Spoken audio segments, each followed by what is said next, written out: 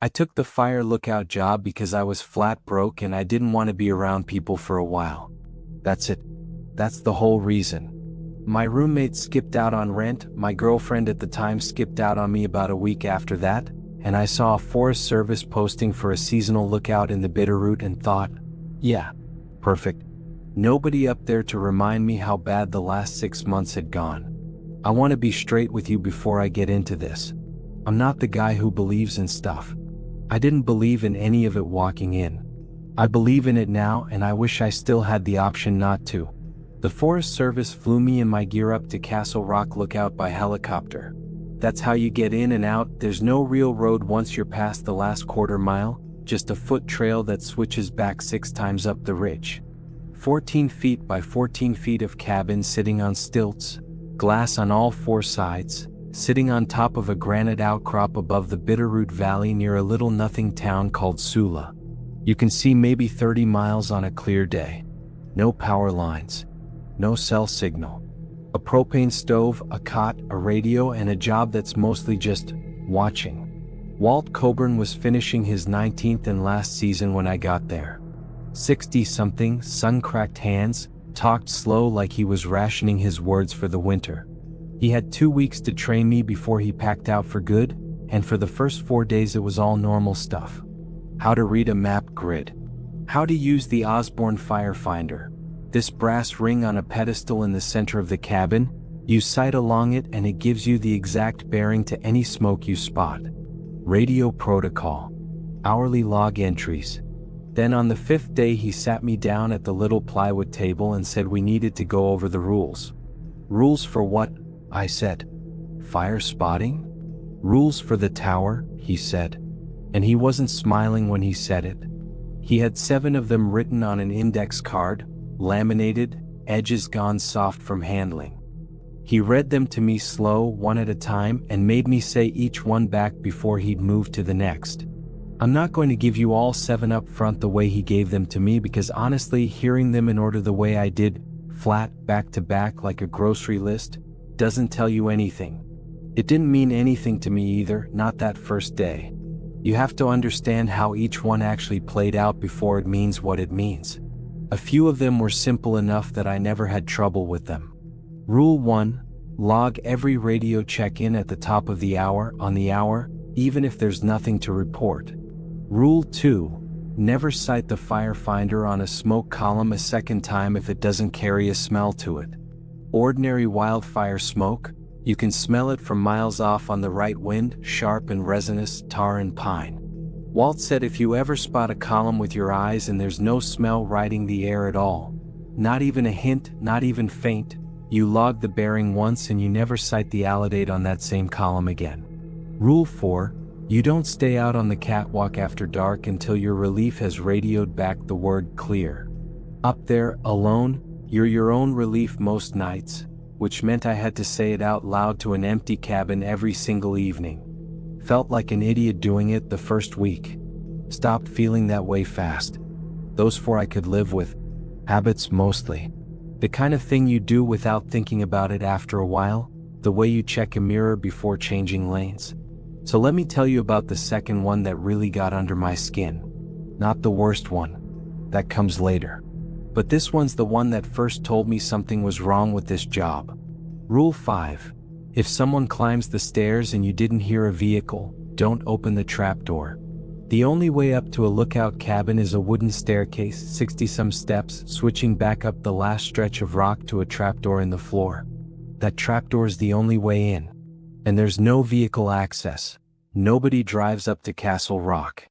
If someone's coming, they either hike the trail, which takes 4 hours minimum from the trailhead, or they came the way I did, by air. Walt told me this rule with his hands flat on the table, real still. You'll hear boots on the stairs some night, he said. Middle of the night, usually. And you won't have heard a vehicle, won't have heard a helicopter, won't have seen headlights on the switchback trail earlier in the day. Somebody's just there, climbing. He looked at me. You do not open that trapdoor. Doesn't matter what they say through it. Doesn't matter whose voice it sounds like. I laughed the first time he told me that. I want to be honest about that. I laughed and asked him if this was some kind of hazing thing they did to new guys. He didn't laugh back. He just said, 14th night, you'll understand. And on the 14th night, my first night alone, Walt had packed out that morning. I heard boots on the stairs at 2:40 in the morning. I want you to sit with that for a second the way I had to. 60 steps of wooden stairs. I'd walked them myself a dozen times by then. I knew exactly what they sounded like under a boot. That particular hollow creak on step 19 where the board's loose, the way the sound changes on the last switchback because the wood's newer there. Whoever was climbing those stairs knew that staircase the way I did. Every creak landed right. I hadn't heard a helicopter. I hadn't heard anything on the trail below, and sound carries strange up there. You can hear a truck on the highway 11 miles off on a still night, so I would have heard footsteps starting up the trailhead easy. There was nothing. Then there were boots on my stairs. I didn't open the trap door. Somebody knocked on it. 3 knocks, even and polite like a neighbor. Then a voice, a man's voice, tired sounding, said, "Jonah, left my logbook up there. Just need to grab it." Nobody knew my first name yet except Walt in the district office. I hadn't introduced myself to a single living soul in 14 days. I sat on that cot with my knife in my hand until first light, and the knocking came back twice more before it stopped for good around 4. In the morning I climbed down and checked the stairs. No mud on them. No boot prints in the dew that was sitting heavy on every other surface up there. Nothing. There's a smell I want to tell you about because it's the thing that stuck with me longer than the sound did. While the knocking was happening, the cabin smelled like wet ash. Not wood smoke. I know wood smoke, I'd been running the propane stove for 2 weeks. This was cold, wet ash, like a fire that had been put out with a hose a long time ago and never dried out. It came and went with the knocking. When the knocking stopped, the smell stopped too. That was the first rule that made me a believer. That was the first rule that made me a believer, but it wasn't the last one that week. Rule 3. If you see a fire that isn't on the day's satellite overlay, don't call it in. Write it down in the log and nothing else. The district sends a satellite map every morning showing thermal hotspots across the whole forest. It's how you cross-check what you're seeing with your own eyes against what the machines are picking up from orbit. Most days they match up fine. Walt told me that every so often, maybe 2 or 3 times a season if you're unlucky, you'll spot a plume of smoke rising clear as day off a ridge, and when you check the morning satellite overlay, there's nothing there. No heat signature. No hot spot. Nothing on the map at all at that bearing at that time. You don't call that one in, Walt said. Dispatch will ask you to confirm coordinates, and the second you start trying to explain a fire that doesn't exist on their end, you're the guy who cried wolf. Write it in the log. Bearing, time, how long it burned. And then you let it go. 3rd week I saw one. Ridge to the north, maybe 11 miles out. A thin gray column, rising dead straight in a stretch of the afternoon with almost no wind, which should have flattened it sideways and didn't. I checked the map that morning out of habit before I even called it in, and the ridge showed clean. No hot spot. I checked again that evening. Still clean. The column burned for around 40 minutes and then thinned out to nothing, the way smoke does when a fire's smothered rather than burned out. I logged it the way Walt said. Bearing, time, 41 minutes. He told me later, this was the same night he told me about Frank Dietz in the logbook, that Frank had been the one who broke this rule, not Rule 6, not at first. Frank called one of these in during his 2nd season, insisted on giving dispatch the exact coordinates even after they came back with no satellite match. Dispatch sent a 2-man crew out on horseback the next morning to check it, standard protocol when a lookout won't back down. They rode 4 hours to the bearing Frank gave them and found a perfect ring of blackened, burned grass, maybe 20 feet across, right where he said. No scorched trees around it. No char pattern leading in or out. Just a circle, burned clean, sitting alone in the middle of unburned meadow, like something had been standing there and caught fire from the inside out. Frank kept his job another full season after that. It was the following year, the year he stopped starting new pages in his logbook, that he stopped coming back at all. Here's the one that's worse. Rule 6. Never count the fires twice in one night. If you lose count, you start the log over from zero. Fire spotting sounds like it should be simple. You see smoke, you take a bearing with the alidade, you radio it in, you log it. But some nights, especially late summer with dry lightning coming through, you're spotting half a dozen small ones scattered across 30 miles of wilderness, tracking which ones are already reported, which ones are new logging times. Walt's rule was that you never, under any circumstances, recount. If you look at your log and you're not sure whether you already logged a particular smoke column, you don't go back and check by eye. You close the logbook, you start a brand new page, and you begin counting again from one. Asked him why, obviously. He said, because somewhere around fire 14 or 15 in a night, if you keep counting on the same page, you'll count one that isn't a fire. And it'll already have a bearing logged next to it. In your own handwriting. From earlier in the night. Before you saw it. I didn't understand that the way I do now. 3 weeks into the season, dry lightning came through for 2 nights straight, and I was up until dawn both nights logging smoke columns. 9 the first night, 13 the second. Second night, somewhere around 11 o'clock, I looked at my log and genuinely could not remember if I'd already logged a column rising off a ridge to the southeast. I flipped back through the page. I saw an entry, my handwriting, bearing 142 degrees, timestamped 9:47 p.m. I didn't remember writing it. I definitely didn't remember seeing smoke at that bearing at that time. I had a clear memory of that stretch of ridgeline being empty at 9:47 because I remembered thinking how good the moon looked on it. I started the log over from zero the way Walt said. New page. Kept going. At 11:52, smoke came up at bearing 142. Same bearing as the entry I couldn't remember writing.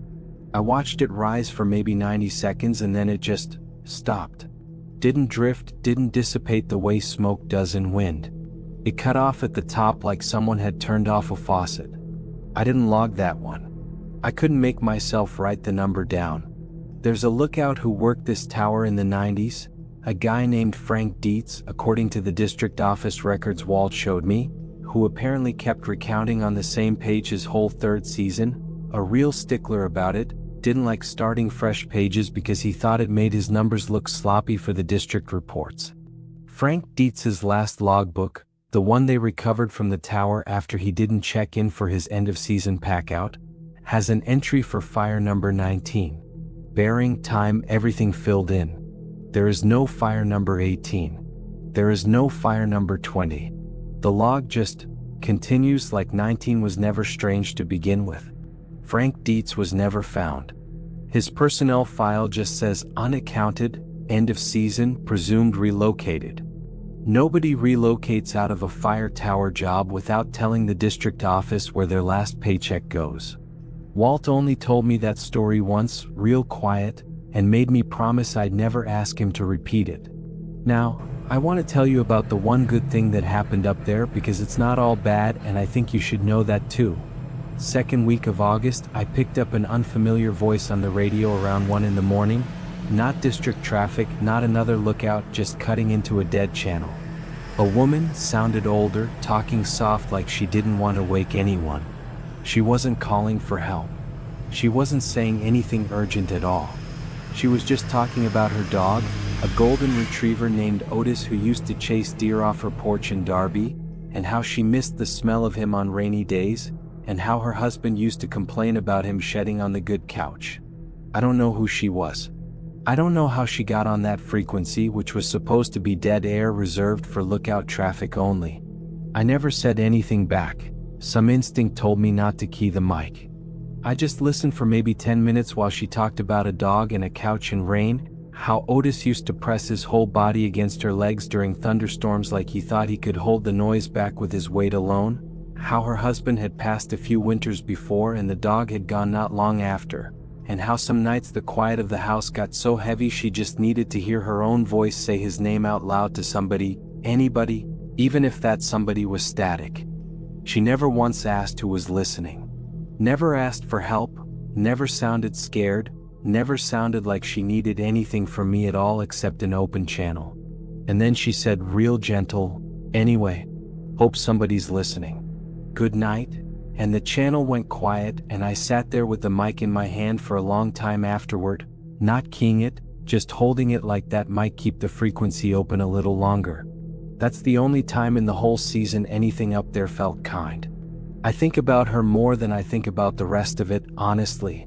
Whatever that mountain is, whatever's using those frequencies and those stairs and that logbook to reach people, it isn't all one thing. I believe that now. Something up there is capable of being gentle. That doesn't make the rest of it less true. But I have to tell you about the last night because that's the one that ends the story, and it's the one I still can't make sense of. Rule 7, the trap rule. If the wind stops completely for longer than 1 minute, you get into the supply closet and you shut the door. You do not come out until it starts again. Walt told me this one last, and he told me it different than the others. The others he explained. This one he just made me repeat back 3 times until I had it word for word, and he wouldn't answer a single question about why. Wind doesn't stop up here, was all he'd say. Not all the way. Not ever. There's always something moving. You feel it stop dead. Completely dead, not a lull, dead. You've got about a minute before you need to be behind that door. Don't look out the glass first. Just go. The cabin's glass on all 4 sides. There's one door that isn't glass. A supply closet, maybe 3 feet by 4, stacked with canned food and spare radio batteries. Small enough that if you're inside it with the door shut, you can't see out at all. By the last week of the season, I'd stopped questioning any of it. That's the honest truth. You'd think 14 weeks of this would leave a person a wreck, jumping at every sound, but it's the opposite. You settle into it the way you settle into any job with rules that keep you alive, whether or not you understand why they work. I said my hourly check-ins. I never cited the alidade twice on a smell-less column. I wrote down the ring of burned grass Frank Dietz had walked to 11 miles out and never mentioned it to dispatch. I never opened the trapdoor again, not once, not even in daylight, without hearing an engine first. Second to last night of the season, close to 3 a.m., the wind stopped. I want to describe this right because I don't think you understand what that means unless you've been up there. There is always wind on a ridge like that. Always. Branches moving somewhere below, a whistle through the stovepipe, something.